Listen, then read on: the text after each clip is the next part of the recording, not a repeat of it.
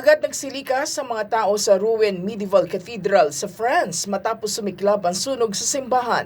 Unang nakita ng mga construction worker ang makapal na usok. Hindi naman nahirapan ang mga bumbero na apulahin ang apoy dahil gawa sa bakal ang bahagi na pinagmula ng sunog. Napag-alaman na kasalukuyang isinasailalim sa rehabilitasyon ang simbahan.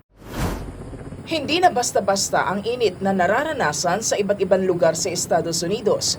Sa West Virginia, sa pambihirang pagkakataon, isang helicopter ang naghatid ng air conditioning unit sa dalawang paaralan.